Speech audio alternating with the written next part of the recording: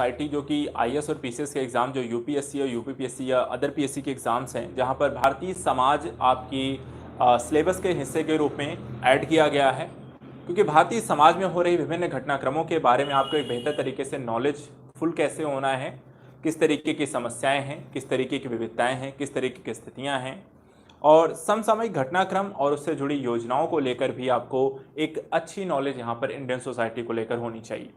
इसी को लेकर यूपीएससी किस तरीके से और यूपीपीएससी के द्वारा जो सिलेबस यहाँ पे ड्राफ्ट किया गया है, तो पाठ्यक्रम जो है वो क्या है, कौन कौन से टॉपिक हैं जो हमें इंडियन सोसाइटी के अंतर्गत पढ़ने हैं, उनको यहाँ पर हम थोड़ा सा डिस्कस करेंगे।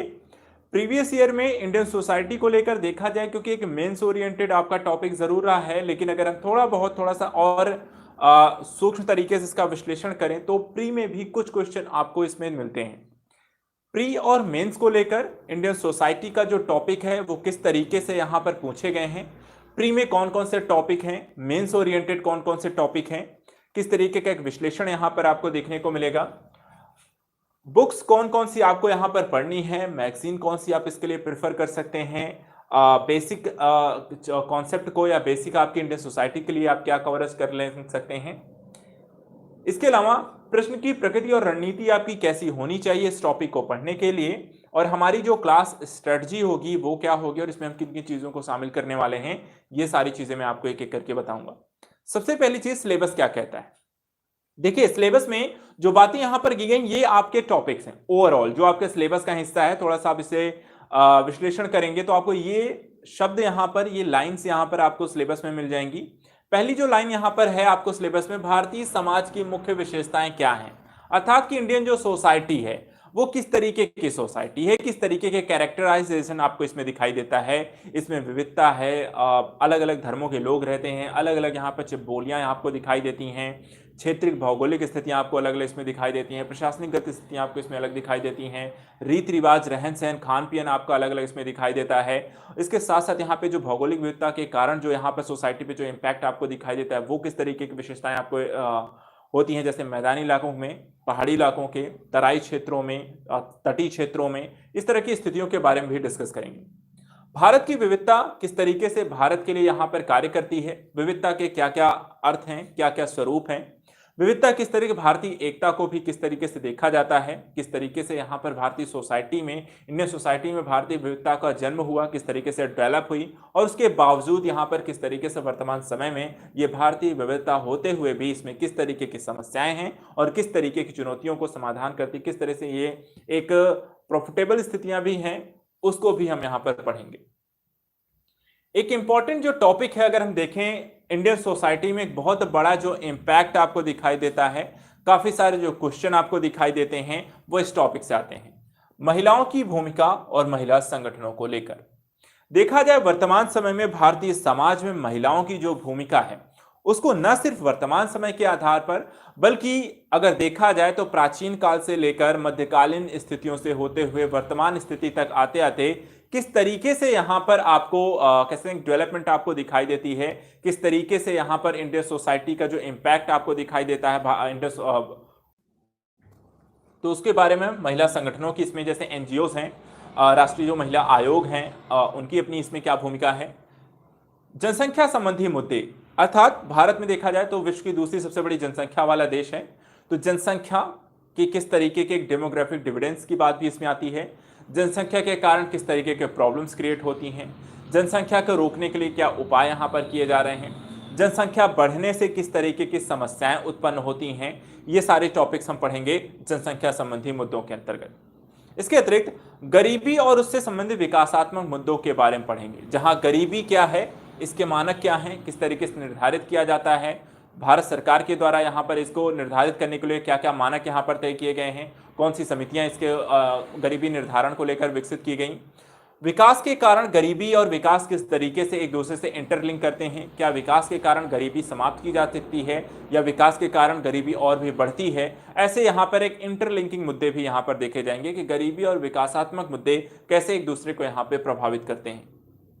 शहरीकरण अपने आप में देखा जाए तो सिटी है, आपको शहरीकरण को लेकर वर्तमान समय में सिविलाइजेशन के बढ़ने के साथ साथ आपको देखा जाए तो एक जो जनसंख्या है वो ज्यादातर शहरों में बसना शुरू हुई, या जो क्षेत्र रहे हैं उनका धीरे धीरे यहाँ पर आपको देखा जाए अर्बनाइजेशन यहाँ पर बढ़ा है। अर्बनाइजेशन के कारण आपको पोल्यूशन, एनवायरमेंटल इफेक्ट आपको कैसे बढ़े हैं, आपराधिक घटनाओं का किस तरीके की स्थितियां रही हैं, साइबर क्राइम्स का बढ़ना हुआ है, और इसके लाभ भी हैं। शहरीकरण के कारण किस तरीके से यहाँ पर अच्छी गुणवत्ता युक्त शिक्षा मिलती है, अन्य लोग विकास होता है, कानून प्रवृत्तियों को विकसित किया जाता है। तो शहरीकरण और इससे उपजी समस्याएं और उससे संबंधित रक्षा उपाय, इन सारे टॉपिक्स को हम शहरीकरण के अंतर्गत पढ़ेंगे। इसके बाद इंडियन सोसाइटी में किस तरीके से एक हम कह सकते हैं भूमंडलीकरण का, जिसको हम कहते हैं ग्लोबलाइजेशन, भारतीय समाज पे ग्लोबलाइजेशन का क्या प्रभाव पड़ा है, इस ग्लोबलाइजेशन के कारण किस तरीके से भारतीय संस्कृति पे आपको कह सकते हैं कि चेंजेस आए हैं, क्या पॉजिटिव इंपैक्ट इस पे पड़ता हुआ दिखाई देता है, किस तरीके के नेगेटिव इंपैक्ट आपको इंडियन सोसाइटी पे पड़ते हैं, इन सारी चीजों को हम पढ़ेंगे भारतीय समाज पर भूमंडली के प्रभावों के अंतर्गत।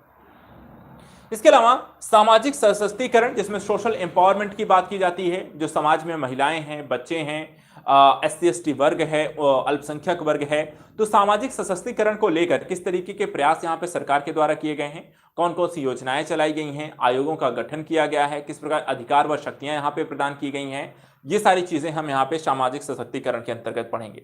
और एट द लास्ट जो आपका टॉपिक है वो है इसमें संप्रदायवाद, क्षेत्रवाद और धर्मनिरपेक्षता से संबंधित मुद्दे, इनसे संबंधित समस्याएं, इनसे संबंधित यहाँ पे चुनौतियां, वर्तमान समय में हुई प्रमुख घटनाक्रम जिसमें संप्रदायवाद को बढ़ावा मिला है, क्षेत्रवाद की स्थितियां पनपी हैं, और एक हिंदू मुस्लिम या फिर धर्मनिरपेक्षता और संविधान इसके बारे में क्या कहता है, इससे संबंधित यहाँ पर समस्याएं और उससे संबंधित निजात दिलाने के उपाय। तो ये सारी कुछ अर्थात जो आपका पाठ्यक्रम है, जो सिलेबस यहाँ पर कहता है, इसमें काफी सारी विभिन्न टॉपिक्स को हम इंटरलिंक करने वाले हैं, काफी सारी चीजों को पढ़ने वाले हैं। इसमें इंडियन सोसाइटी, इसके साथ साथ अगर देखा जाए तो महिलाओं की भूमिका, जनसंख्या, गरीबी, शहरीकरण, भूमंडलीकरण, सामाजिक सशक्तिकरण, और इसके ठीक है, इसके साथ साथ यहाँ पर देखें तो धर्मनिरपेक्षता, संप्रदायवाद जैसे मुद्दे। ये तो हो गया आपका सिलेबस। सिलेबस में ज़्यादा कुछ जो हमें समझना था, जो डिटेलिंग है, वो हम आगे के लेक्चर्स में एक एक करके जब चैप्टर वाइज स्टार्ट करेंगे कल से, तो वहाँ पर इसको पढ़ना शुरू करेंगे, उनकी डिटेलिंग पर यहाँ पर पढ़ा जाएगा। इनके करंट और समसामयिक घटनाओं को भी हम इसमें इंटरलिंक करेंगे। लेकिन एक चीज़ समझने वाली बात यह है कि इंडियन सोसाइटी की थोड़ा सा इंपॉर्टेंस क्या है। इंपॉर्टेंस तब समझ में आती है जब हम पिछले साल के कुछ क्वेश्चन पेपर का एनालिसिस करते हैं। देखा जाए ओवरऑल अगर पर्सपेक्टिव के लिहाज से, तो इंडियन सोसाइटी हम जीएस के 4 पेपर का एग्जाम देते हैं, यूपीएससी और यूपीपीएससी में। तो सबसे पहले अगर हम बात करें यूपीएससी हो या फिर यूपीपीएससी हो, इनका जीएस पेपर आपका 1 है। जीएस पेपर 1 में आपके 3 टॉपिक आते हैं, 3 सब्जेक्ट आते हैं। कौन कौन से आते हैं? हिस्ट्री आती है, इंडियन सोसाइटी आती है और ज्योग्राफी आती है। ठीक है। मेंस में अगर हम देखें, जो पहला पेपर है आपका जीएस का, उसमें 3 आपके सब्जेक्ट हैं और 3 सब्जेक्ट से मिलाकर टोटल नंबर ऑफ क्वेश्चन कितने आते हैं मेंस का? 20 क्वेश्चन आते हैं। अब इन 20 क्वेश्चन में अगर देखें कितने क्वेश्चन आपको सिर्फ इंडियन सोसाइटी से पूछे जाते हैं। ठीक है, इंडियन सोसाइटी से कितने क्वेश्चन पूछे जाते हैं, तो ये देखिए, ये है आपका मेंस 2017 से लेकर के 2021 तक मेंस में यहां पर पूछे गए प्रश्नों की संख्या। 2017-18 में 6 क्वेश्चन आए, 19 में 5 आए और 20-21 में फिर से 6 क्वेश्चन आए। ओवरऑल अगर हम देखें तो 20 में से यदि यहां पर आपको 6 क्वेश्चन अगर देखा जाए, तो ओवरऑल अगर हम देखें तो ये आप कह सकते हैं 30 से 33% जो क्वेश्चन हैं वो आपको पूछे जा रहे हैं इंडियन सोसाइटी से। ठीक है। एक चीज और ध्यान रखिएगा, फर्स्ट पेपर में हिस्ट्री और ज्योग्राफी 2 बड़े सब्जेक्ट हैं, काफी बड़े सब्जेक्ट हैं, जिसमें काफी सारा टाइम लगता है उसको कवर करने के लिए। लेकिन उनके अनुपात में अगर हम देखें, एक कंपैरिजन अगर हम करें इंडियन सोसाइटी और ज्योग्राफी से, इंडियन सोसाइटी की और या फिर इंडियन आपको जो हिस्ट्री है उसकी तुलना करें इंडियन सोसाइटी से, तो यहां पे सिलेबस जो होता है काफी आपको कम मिलेगा। सिलेबस कम है, छोटा सब्जेक्ट है, जल्दी कंप्लीट हो जाएगा आपको, लेकिन इंपैक्ट उतना ही है, अर्थात नंबर ऑफ जो क्वेश्चन है लगभग उतने ही हैं। अर्थात अगर हिस्ट्री के हो सकता है 7, ज्योग्राफी के 7 पूछे गए हैं, जो कि इतने बड़े सब्जेक्ट हैं, उसके बावजूद वहां पर उसके मुकाबले अगर हम देखें तो इंडियन सोसाइटी एक छोटा सब्जेक्ट, कम समय में जल्दी रिवीजन करना, जल्दी से पढ़ लेना, जल्दी से आसान चीजें हैं वो आप समझ सकते हैं, और यहां पर 6 क्वेश्चन आराम से आप लिख के आ सकते हैं, एक अच्छा इंपैक्टफुल आंसर राइटिंग करके आ सकते हैं और अच्छे नंबर यहां पर आप इंडियन सोसाइटी में गेन कर सकते हैं। इसके अलावा थोड़ा सा ध्यान एक चीज में अगर और दूं, प्री ओरिएंटेड बेसिकली अगर देखा जाए तो इंडियन सोसाइटी का जो सब्जेक्ट है वो प्री ओरिएंटेड नहीं माना जाता है और है भी नहीं, ठीक है। एक मोटे स्तर पर देखा जाए, बहुत ज्यादा आप अगर सूक्ष्म विश्लेषण ना करने बैठ जाएं तो वहां पर इंडियन सोसाइटी को हम पूर्णतः एक मेंस का सब्जेक्ट मान के चलते हैं। लेकिन अगर थोड़ा सा हम करंट ओरिएंटेड जाएं और करंट ओरिएंटेड जो कि क्वेश्चन पूछे जाते हैं उसका भी थोड़ा सा विश्लेषण करें, क्योंकि करंट तो किसी न किसी सब्जेक्ट से जुड़ा होता है। करंट अपने आप में एक अलग सब्जेक्ट जरूर रूप में पढ़ते हैं, लेकिन देखा जाए तो करंट में लगभग हर एक विषय वस्तु की कोई ना कोई नॉलेज होती है। उसमें साइंस एंड टेक की न्यूज होगी, उसमें आपको ज्योग्राफिकल न्यूज होगी, उसमें एनवायरमेंटल न्यूज होगी, उसमें सोसाइटिकल बेस्ड भी क्वेश्चन होते हैं। और सोसाइटी बेस्ड जो क्वेश्चन उसमें ज्यादातर पूछे जाते हैं वो देखे जाए तो पिछले 2-3 सालों में अगर या उससे पहले भी देखें तो ये 2 से 3 या 4 क्वेश्चन जो होते हैं आपको प्री में पूछे जा रहे हैं करंट के आधार पर, और जो क्वेश्चन यहां पर पूछे जा रहे हैं प्री और मेंस में वो मैंने यहां पर विश्लेषण कर दिया आपको, ठीक है। तो क्या क्या क्वेश्चन प्री ओरिएंटेड या मेंस ओरिएंटेड पूछे जा रहे हैं वो आपको डिस्कस करूंगा, लेकिन एक बार मैं बता दूं तो यहां पर समझिए प्री मेंस में अगर देखा जाए तो ये फर्स्ट पेपर में करीब 30 से 33% इनका वेटेज है आपका। छोटा सब्जेक्ट होने के बावजूद एक इंपैक्टफुल सब्जेक्ट है, आसानी से समझ के अच्छे नंबर गेन किए जा सकते हैं, कम समय में पढ़ा जा सकता है। दूसरी तरफ प्री ओरिएंटेड भी करंट में अगर हम देखें तो यहां पर 2 से 4 क्वेश्चन आपको प्री ओरिएंटेड देखने को मिल जाते हैं, लेकिन अगर सिर्फ आप उसे करंट के आधार पर छोड़ देंगे तो वो इंडियन सोसाइटी का वहां पर आपको ऐसे अलग से नहीं मिलेगा। लेकिन हाँ, अगर कुछ क्वेश्चन अगर देखें तो आपको मिलेंगे जरूर। अब यहां पर प्री और मेंस के जो क्वेश्चन आपको पूछे गए हैं, जो पिछले 4-5 सालों में जिस टॉपिक से आपको लगातार क्वेश्चन प्री में पूछा गया है या फिर मेंस में आपको पूछा गया है, प्री में जो ज्यादातर आपको करंट ओरिएंटेड इंडियन सोसाइटी से रिलेटेड आपको क्वेश्चन देखने को मिलेंगे वो है सोशल डेवलपमेंट को लेकर, अर्थात कि समाज के विकास को लेकर सरकार के द्वारा चलाई गई किसी प्रकार की योजनाएं या आपको यहां पर देखने को मिलेंगी। गरीबी को निवारण को लेकर किस तरीके के प्रयास, समितियां, गठन या कुछ उपाय किए गए हैं। सामाजिक क्षेत्र से संबंधित सरकार के द्वारा किए जा रहे विकास को इसमें ऐड किया गया है। और कह सकते हैं कि भारतीय समाज के अलग अलग पिछड़े वर्ग के क्षेत्रों, गरीबों के वित्तीय समावेशन या अन्य तरीके के समावेशन को लेकर, सामाजिक समावेशन को लेकर किस तरीके के प्रयास किए गए हैं वो भी क्वेश्चन आपको प्री ओरिएंटेड मिल जाएंगे। तो मोस्टली जो क्वेश्चन यहां पर देखे जाएंगे आपको प्री ओरिएंटेड, इसमें योजनाएं, बजटीय घोषणाएं, राज्य सरकार के प्रयास, ये आपको ज्यादातर आपको देखने को मिलेंगे किसमें, प्री ओरिएंटेड आपके इंडियन सोसाइटी करंट बेसिस आपके क्वेश्चन। मेंस में देखें तो मेंस में आपका जो सिलेबस है, ठीक है, ये जो मेंस में जितना आपको सिलेबस आपको दिखाई देता है इन सभी टॉपिक से कभी ना कभी कोई ना कोई क्वेश्चन आपको पूछे जाते हैं, ठीक है। जैसे यहां पर है, चाहे भारतीय विविधता हो, महिलाओं की भूमिका को लेकर कुछ पूछे गए प्रश्न हैं, गरीबी के निवारण को लेकर है, शहरीकरण की समस्याओं को लेकर है, शहरीकरण बनाम पर्यावरण को लेकर है, सामाजिक सशक्तिकरण को लेकर, विभिन्न जाति वर्ग संप्रदायों को लेकर, सरकारी प्रयासों को लेकर है, सरकारी योजनाएं जिसमें आपको शिक्षा, स्वास्थ्य योजनाएं, मानव विकास, उससे संबंधित यहां पर आपको योजनागत स्थितियां भी क्वेश्चन पूछे गए। योजनाएं ज्यादातर आपको यहां पर पूछी जाती हैं, जो एक बड़ा पोर्शन आपको दिखाई देता है इंडियन सोसाइटी में, जो करंट बेसिस आपके ज्यादातर क्वेश्चन है वो योजना होती हैं। सरकार के द्वारा संचालित की जा रही जो योजनाएं हैं उन्हीं को आपको किसी न किसी, जैसे कि मान लीजिए आयुष्मान भारत योजना हो गई, ठीक है, इंद्रधनुष योजना हो गई, महिलाओं के कल्याण को लेकर चलाई गई योजनाएं हो गई, उज्ज्वला योजनाएं हो गई, ऐसी कई प्रकार की अन्य योजनाएं वो एक आधार यहाँ पर क्रिएट करती हैं, वो क्वेश्चन को क्रिएट करती हैं जो कि इंडियन सोसाइटी में आपको पूछी जाती हैं। इसके अलावा दूसरे जो क्वेश्चन की प्रकृति है यहाँ पर है, थोड़ा सा कह सकते हैं कि प्रॉब्लमेटिक क्वेश्चन आपको यहाँ पर इंडियन सोसाइटी में पूछे जाते हैं। प्रॉब्लमेटिक कहने का मतलब कि किसी न किसी प्रकार की समस्या से जुड़ी, जैसे महिलाओं की सुरक्षा को लेकर हो गया, गरीबी की समस्या को लेकर हो गया, शहरीकरण के कारण बढ़ते हुए अपराध या पर्यावरण जैसी समस्याएं यहां पर हो गई। तो इस तरीके के प्रॉब्लमेटिक क्वेश्चन भी आपको इंडियन सोसाइटी के इस पेपर में आपको देखने को मिलेंगी। तो आपके लिए यहां पर इस क्वेश्चन को, अर्थात इस पेपर को पढ़ने के लिए आपको जो तरीका यहां पर डेवलपमेंट करना है, उसकी अध्ययन रणनीति कैसी होगी, सोसाइटी को कैसे कवरेज आप कर सकते हैं, सोशल इश्यूज को आप कैसे कवर करेंगे और इसको पढ़ने के अपने तरीके क्या हैं, इन सारी चीजों को डिस्कस करेंगे। और इसके लिए कौन सी यहाँ पे बुक्स आपको पढ़नी है, मैगजीन कवर अप करनी है, ये सारा कंटेंट आपको कैसे चलेगा। तो सबसे पहले देखिए, प्रश्न की जो प्रकृति है, जो आपको पूछे गए टॉपिक्स हैं, देखिए बड़ा इंपॉर्टेंट कह सकते हैं, एक मेजर जो पोर्शन है इंडियन सोसाइटी में, एक मेजर जो पोर्शन आपको पूछा गया है या पूछे जाते रहे हैं पिछले कई सालों में, वो रही हैं कल्याणकारी योजनाएं। दूसरा, समसामयिक जो घोषणाएं यहां पर लगातार की गई हैं, ये एक इंपॉर्टेंट कह सकते हैं टॉपिक्स रहे हैं, चाहे वो सरकार के द्वारा की गई हो केंद्र के, चाहे वो की गई हो राज्य सरकार के द्वारा। दोनों ही प्रकार की प्रक्रियागत योजनाएं, घोषणाएं, बजटीय स्थितियां राज्य सरकार की, ये एक इंपॉर्टेंट एस्पेक्ट रहा है। अब ये मोस्टली जो होता है करंट है, ठीक है। इसके लिए आपको क्या करना पड़ेगा, करंट पर आपको अच्छी पकड़ बनानी पड़ेगी। और करंट के इन टॉपिक्स को कवर करने के लिए, क्योंकि काफी सारी चीजें आपको आ जाएंगी, काफी सारा मटेरियल आपको इसके लिए मिलेगा, और इसके लिए आपको क्या करना है, मेक योर ओन नोट्स, अर्थात अपने नोट्स आपको बनाने पड़ेंगे। ये जो भी कल्याणकारी योजनाएं आपको घोषित की जाएंगी, जो भी समसामयिक घोषणाएं यहां पर सरकार, राज्य सरकार या केंद्र सरकार के द्वारा की जाएंगी, उनको यहां पर बेहतर तरीके से कवर करने के लिए आपको क्या करना है, अपने नोट्स बनाने हैं।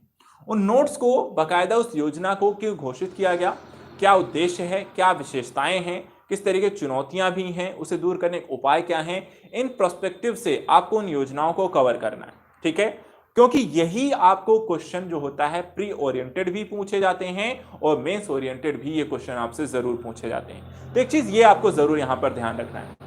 दूसरा, इंडियन सोसाइटी में एक प्रॉब्लम आती है कि यहां पर जो ज्यादातर, एक तो कॉन्सेप्ट जो थ्योरेटिकल बेसिक चीजें हैं वो तो आपको क्लियर हो जाएंगे, गरीबी क्या होती है, महिला संगठन किस तरीके से गठित होते हैं, उनके क्या काम होते हैं, ठीक है। लेकिन जैसा मैंने बताया, यहां पर हर एक क्षेत्र से रिलेटेड, जैसे शहरीकरण, उनकी समस्याएं, भूमंडलीकरण, सामाजिक सशक्तिकरण, गरीबी, जनसंख्या, महिलाओं की भूमिका, यहां पर काफी सारी आपको योजनाएं पढ़नी पड़ेंगी। और इन योजनाओं को जब आपको कवर करना पड़ेगा, इन योजनाओं को आपको कवर करने के लिए आपको इतनी सारी योजनाएं सरकारों के द्वारा घोषित की जाती हैं कि अगर एक साल भी अगर आप यहां पर योजनाओं को कवर करें तो केंद्र और राज्य सरकार की यहां पर मिलाकर आपको कम से कम ऐसी 50 योजनाएं मिल जाएंगी। और उसमें से कौन सी योजना पूछ ली जाएगी और कितना आपने उसे पढ़ा हुआ है, ये यहां पर इसके लिए सबसे अच्छा तरीका यह है कि आप यहां पर समय समय पर रिवीजन करते रहें। क्यों? क्योंकि योजनाएं बहुत सारी होंगी, सेंट्रल की, स्टेट की मिलाकर के काफी सारी योजनाएं हो जाएंगी, और इन योजनाओं के लिए सबसे अच्छा काम है कि आप इन्हें समय समय पर रिवाइज करते रहें। समय निकाल करके इन योजनाओं के अपने नोट्स बनाएं और उन नोट्स को weekly wise, monthly wise revision करते रहें, ताकि योजनाओं का जो साल भर की कालक्रम घटना में जो भी डेवलपमेंट हुई हैं, योजनाएं आई हैं, वो आपका एक अच्छे तरीके से रिवाइज रहें, और उन क्वेश्चंस को के बेस के रूप में, चाहे वो प्रीम पूछी जाए या मेंस में, आपको कोई कंफ्यूजन नहीं होनी चाहिए। क्योंकि जब कई सारी योजनाएं आ जाती हैं तो हर योजना के अपने उद्देश्य, उनकी स्टार्टिंग का समय, घोषणा किस मंत्रालय द्वारा संचालित की जा रही हैं, क्या क्या वहां पर फैक्ट हैं, वो ज्यादा योजनाएं पढ़ लेने से आपको वहां पे कंफ्यूजन क्रिएट होती है, और किसी का फैक्ट किसी में ऐड करके चले आओगे तो पूरा का पूरा वहां पे इंपैक्ट जो होगा वो नेगेटिव हो जाएगा। इसलिए यहां पर यह चीज ध्यान रखना है। दूसरी चीज, अब इतना सारा कुछ जब आप पढ़ते हैं तो जरूरी यह भी हो जाता है कि मेंस में तलाश चीजों को लिखना है। लिखने के लिए आपको इंडियन सोसाइटी का एक ड्राफ्ट क्रिएट करने पड़ेंगे, और ड्राफ्टिंग के लिए जरूरी है कि आपकी आंसर राइटिंग के लिए आपकी राइटिंग स्किल्स अच्छी होनी चाहिए, उसमें आपकी लगातार एक इंप्रूवमेंट देखने को मिलनी चाहिए। इसके लिए आपको काम क्या करना है कि प्रीवियस ईयर क्वेश्चन पेपर निकालने, आपको कम से कम 5 साल के प्रीवियस ईयर क्वेश्चन पेपर सभी बच्चे जब आप इसे स्टडी करेंगे तो निकाल लेंगे, डाउनलोड कर लीजिए। प्रीवियस ईयर क्वेश्चन पेपर में आप जो भी टॉपिक आप पढ़ते जाएं, ठीक है, जो भी टॉपिक आप पढ़ते जाएं, वहां पर उन टॉपिक से रिलेटेड पिछले साल में जो भी प्रश्न पूछे गए हैं, उन प्रश्नों की आंसर राइटिंग करने का जरूर प्रयास करें। इससे एक तरफ जहां पर आप आंसर राइटिंग, ड्राफ्टिंग की जो स्थितियां होती हैं, किस तरीके से लिखा जाता है, भूमिका क्या लिख सकते हैं, मेन बॉडी में क्या लिखना है, कंक्लूजन कैसे करना है, जो गलतियां हम लगातार आंसर राइटिंग में करते हैं, एक क्रमबद्धता का अभाव रहता है, गलतियां आपको कई बार कट बहुत ज्यादा कर देते हैं, पॉइंट्स कौन से लिखने हैं कौन से नहीं लिखने हैं वो कई बार छूट जाते हैं। तो ये सारी चीजें जो होती है, आंसर राइटिंग जो स्किल है, जो वर्तनी गलत होती है, जो भाषा गलत हो जाती है, वो आपको तभी सुधरेगी जब आप लगातार यहाँ पर अपनी आंसर राइटिंग स्किल्स पर भी काम करेंगे। तो यहाँ पर जब आपकी बात करते हैं कि आपकी जो इंडियन सोसाइटी सब्जेक्ट को लेकर एक स्टडी स्ट्रेटजी होनी चाहिए, वो आपकी यहाँ पर ऐसी ही होगी। ठीक है। तो यहाँ पर मोस्टली करंट पर एक कमांड आपको बनाकर रखनी है। इसके लिए कल्याणकारी योजनाएं समसामयिक घोषणाओं पर एक नजर रखनी है। अपने नोट्स आपको स्वयं बनाने पड़ेंगे, समय समय पर आप इनका रिवीजन करेंगे और साथ ही साथ यहाँ पर प्रीवियस ईयर क्वेश्चन पेपर की आंसर राइटिंग करेंगे अपनी आंसर राइटिंग स्किल्स को इंप्रूव करने के लिए। ये ओवरऑल एक पर्सपेक्टिव होगा। लेकिन इसके साथ साथ अब ये सारी चीजें आपको कवर अप करने के लिए मैं आपको कुछ बुक्स और रिसोर्सेज बता देता हूं कि ये सारी चीजें आपको कवर कहां से करनी है, ठीक है। और उसके बाद हम क्लास स्ट्रेटजी को लेकर डिस्कस करेंगे। देखिए, बुक्स की बात करें तो इंडियन सोसाइटी को पढ़ने के लिए आप एनसीईआरटी कवर कर सकते हैं। एनसीईआरटी जो आपकी कह सकते हैं कि बेसिक है या कह सकते हैं कि फाउंडेशन है, फाउंडेशन आपका मजबूत कर देता है एनसीईआरटी। उसके बाद जब बात करते हैं यहां पर थोड़ा सा अपने आपके फाउंडेशन को और भी अच्छा मजबूत करना है, इसको आपको बहुआयामी तरीके से विकसित करना है और इसमें कुछ और भी इनपुट्स और ऐड करने हैं, तो यहां पर आप एडवांस लेवल की कुछ बुक्स को इसमें ऐड करेंगे। इसके साथ साथ जब हम किसी कहें से अपने आप को अपडेट अप टू डेट रहना है, तो इसके लिए यहां पर हम कुछ करंट्स की आपको मैगजीन्स हैं, न्यूज़पेपर हैं, उसको आप फॉलो अप कर सकते हैं। क्या क्या करना है, सबसे पहले बात करते हैं कुछ अपने बेसिक फाउंडेशंस को लेकर। बेसिक के लिए आपको एनसीईआरटी पढ़नी है। एनसीईआरटी भी कौन सी पढ़नी है, तो यहां पर 11th और 12th की यहां पर न्यू एनसीईआरटी आप ले सकते हैं। 11th और 12th की एनसीईआरटी आपको पढ़नी है न्यू, वहां पर आपको इंडियन सोसाइटी भारतीय समाज की ये आपकी बेसिक जो फाउंडेशन है इंडियन सोसाइटी से रिलेटेड वो आपको इसमें कवर कर देंगे, ठीक है। बेसिक कॉन्सेप्ट पे यहां पर बेसिक जानकारी आपको मिल जाएगी।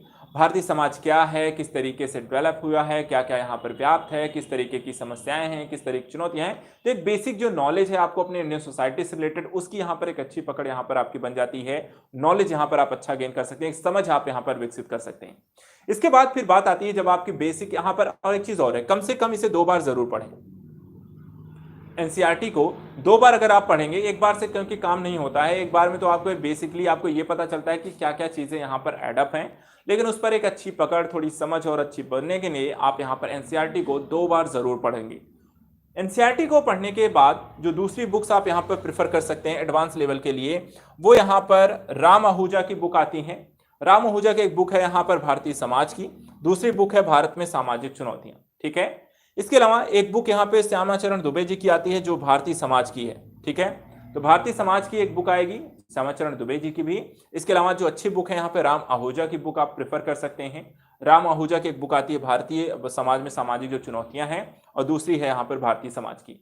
तो यहाँ पर राम आहूजा की जी की बुक आप प्रेफर कर सकते हैं, उसे खरीद सकते हैं अपने एडवांस लेवल के लिए। लेकिन जैसा मैंने कहा, आपको स्टडी करते समय कई सारी जो चीजें हैं जैसे कल्याणकारी योजनाएं, समसामयिक घोषणाएं हैं, ये आपको लगातार सिर्फ करंट के कारण आती है। समाज में जो भी डेवलपमेंट हुई हैं, जो भी चेंजेस आते हैं, जो भी जैसे एलजीबीटीक्यू समुदाय हो गया और अन्य प्रकार के यहाँ पर आयोग हो गए, अन्य तरीके की स्थितियां डेवलपमेंट हुई हैं, तो उनको लेकर जिस तरीके की चीज़ें डेवलप हुई हैं उन पर आर्टिकल्स आते हैं। उन आर्टिकल्स को आपको पढ़ना चाहिए। किस तरीके की चीज़ें उपायगत आई हैं, कानून किस तरीके के बनाए गए, वो आपको पता होना चाहिए। इसके लिए आपको क्या करना है, करंट के लिए आप एडिटोरियल ज़रूर पढ़ें। इंडियन सोसाइटी के लिए एडिटोरियल यहाँ पे कंपलसरी है, एडिटोरियल को जरूर फॉलो करें। जो भी आपको इंडियन सोसाइटी से रिलेटेड कोई भी एडिटोरियल आता है उसे यहाँ पर आपको फॉलो करना है। इसके लिए द हिंदू है, दैनिक जागरण है, इंडियन एक्सप्रेस है, बिजनेस स्टैंडर्ड, जागरण, राष्ट्रीय संस्करण, इनमें से यहाँ आप एक न्यूज़पेपर जरूर फॉलो करें ताकि वहां पर आपकी एडिटोरियल पर एक अच्छी पकड़ यहाँ पर आपकी जरूर बन पाए। एक इंडियन सोसाइटी से रिलेटेड जो हम आंसर राइटिंग करेंगे उससे अच्छी एक यहाँ पे नॉलेज, इसका विश्लेषण कैसे किया जाता है किसी टॉपिक का। इसके अलावा सरकार के द्वारा जो भी योजनाएं घोषित की जाती हैं उनके लिए आप यहाँ पर योजना और कुरुक्षेत्र, ये मैगजीन जरूर कंपलसरी रूप से फॉलो करनी, ठीक है। योजना और कुरुक्षेत्र की ये दोनों ही मैगजीन और न्यूज़पेपर के एडिटोरियल, ये करंट अफेयर्स के लिए, इंडियन सोसाइटी के कवरेज को करने के लिए, कंप्लीट करने के लिए यहाँ पर आपको बस ये दोनों चीज़ों को फॉलो अप करना है। न्यूज़पेपर, एडिटोरियल और योजना कुरुक्षेत्र कि आपको यहाँ पर जो भी आर्टिकल्स आते हैं इनमें उनको कवर करके चलेंगे। तो ये आपके बुक्स और स्टडी मटेरियल हैं, रिसोर्सेज हैं जो कि इंडियन सोसाइटी को लेकर आपको कवर करना है, ठीक है। एनसीईआरटी 11th-12th की बुक्स, राम आहूजा की भारतीय समाज और भारत में सामाजिक चुनौतियां, और करंट के लिए यहाँ पर आपको दैनिक जागरण हिंदी में है तो आप उसका राष्ट्रीय संस्करण पढ़ सकते हैं। द हिंदू, अगर आपकी इंग्लिश थोड़ी बहुत अच्छी है तो उसका एडिटोरियल आप पढ़ सकते हैं, और योजना और कुरुक्षेत्र यहाँ पर आप मैगजीन जरूर पढ़ें। तो ये आपका एक पूरा ओवरऑल पर्सपेक्टिव है।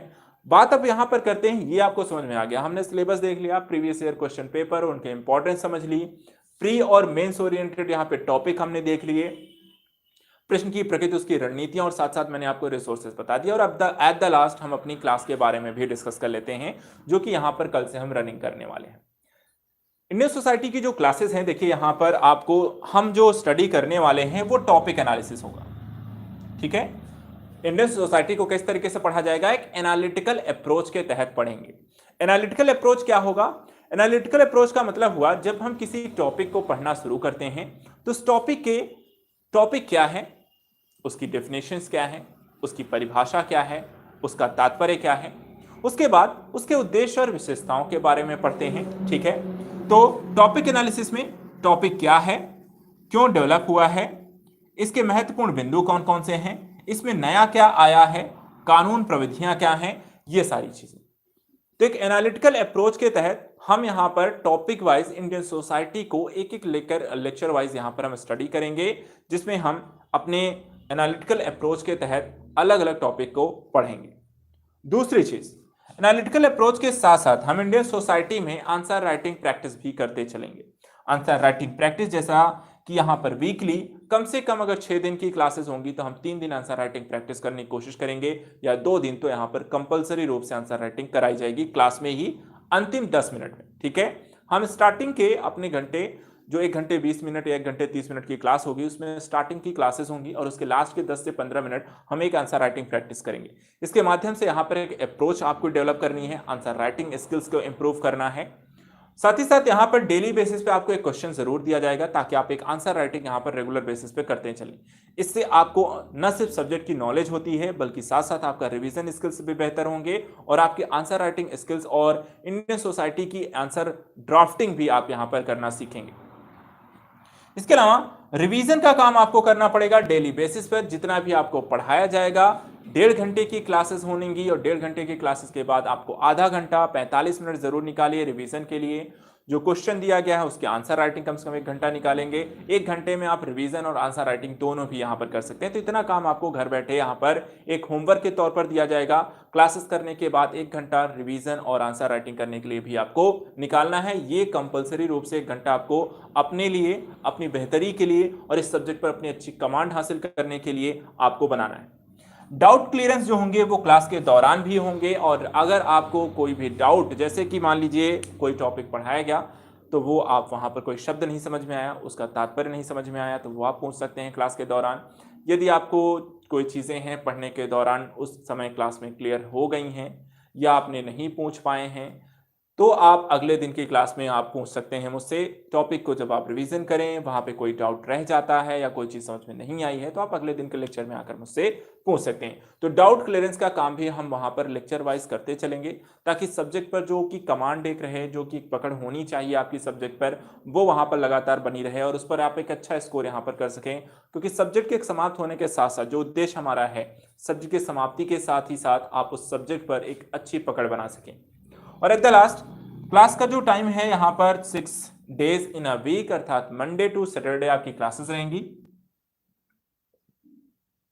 ठीक है, मंडे टू सैटरडे यहाँ पर 11 से लेकर 12:30 तक हम यहाँ पर 1.5 घंटे की आपकी ये क्लासेस वीक में 6 दिन होंगी। तो आपको यहाँ पर डेली मेरे साथ जुड़ना है, स्टडी करनी है इंडियन सोसाइटी से रिलेटेड, और टॉपिक को हम यहाँ पर समझते चलेंगे, पढ़ते चलेंगे और अपने आप को इम्प्रूव करते चलेंगे। इस यूपीएससी के लिए या यूपीपीएससी के एग्जाम के लिए जब भी हम यहाँ पर प्रिपेयर्ड हों, तो वहाँ पर इन सारी चीज़ों को लेकर अच्छे से स्टडी ज़रूर करेंगे। अच्छा, ओके, यहाँ पे टाइम का क्लैश है वैष्णवी जी को। चलिए देखते हैं फिलहाल 2 बजे के बाद की क्लास शेड्यूल का लेकर क्या है, तो देख लेते हैं। अगर बनता है तो हम आगे का, अगर ज़्यादातर बच्चे इसके लिए तैयार होंगे तो हम कर देंगे।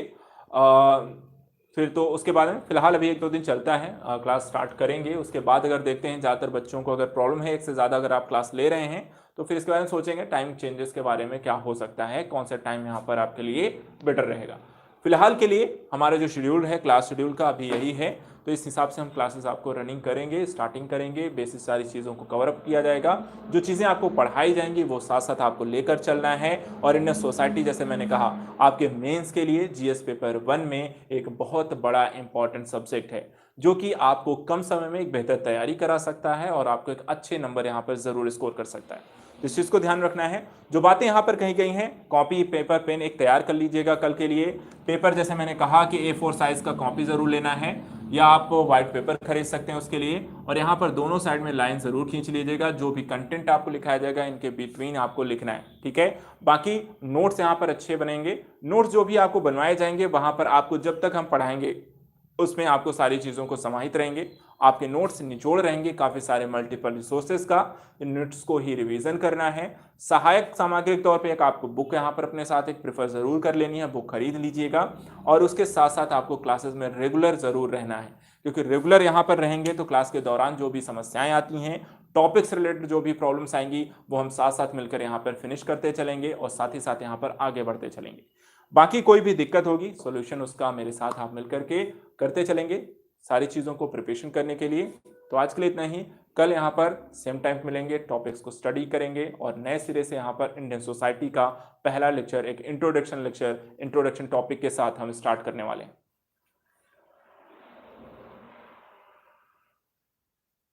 आज़ाद करंट मैगजीन अगर देखा जाए तो मोस्टली आपको एक करंट प्री ओरिएंटेड ज़्यादा है। जैसा मैंने कहा आपको कुछ मैगजीन है, जैसे योजना और कुरुक्षेत्र के बारे में मैंने आपको कहा है, ये मैगजीन आपको ऑनलाइन भी मिल जाती हैं, इनकी पीडीएफ मिल जाती है, ठीक है। न्यूज़पेपर भी है, इनका भी आपको ऑनलाइन पीडीएफ मिल जाता है, ज़रूरी नहीं कि आप इनकी हार्ड कॉपी को पढ़ें। जैसे मैंने कहा आप ऑनलाइन इनकी जो पीडीएफ होती है उनके थ्रू पढ़ सकते हैं और उनके अपने नोट्स बना सकते हैं, लेकिन इन मैगजीन को ज़रूर है कंपलसरी रूप से पढ़ें, इनका कोई ऑप्शन नहीं है, इसलिए आपको यही पढ़ना पड़ेगा। अगर आपको अच्छी एक पकड़ चाहिए, आपके ऑथेंटिकेशन चाहिए, देखिए हर एक मैगजीन क्या होती है, जब कोई चीज़ कंटेंट तैयार किया जाता है तो उसकी अपनी एक रिसर्च और बेसिस होती है, उसमें कई सारे इनफैक्ट होते हैं, कई सारी चीज़ों को वो ऐड अप करते हैं और हमें जो नॉलेज पर्टिकुलर मेन रिसोर्स से मिल सकता है वो आपको अदर किसी रिसोर्स से नहीं मिलेगा।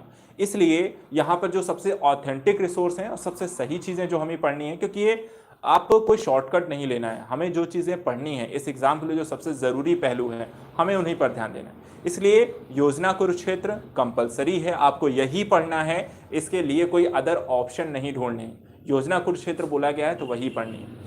न्यूज़पेपर है वो भी आपको ऑनलाइन सारे ऐप आ गए हैं, गूगल प्ले स्टोर पे आप जाओगे उसमें जागरण का ऐप मिल जाएगा, डाउनलोड कर लीजिए, हिंदू का ऐप मिल जाएगा उसे डाउनलोड कर लीजिए, वहाँ पर उन्हें पढ़िए और पढ़ने के बाद उनके आप अपनी कॉपी पेन लेकर बैठिए, उनके आप शॉर्ट नोट्स अपना एक बनाकर नोट कर लीजिए, तो आपके नोट्स तैयार हो जाएंगे जो आपकी हार्ड कॉपी में तैयार हो जाएगा, लेकिन पढ़िए वहीं से जो रिसोर्सेज आपको बताए गए हैं, ठीक है। तो आज के लिए फिर इतना ही, बाकी अदर और कोई क्वेश्चन है, कोई डाउट है तो आप पूछ लीजिए। कल मिलेंगे सेम टाइम पे, तो कल से हम इंडियन सोसाइटी की क्लासेस भी स्टार्ट करेंगे। किसी कोई क्वेश्चन है और डाउट है?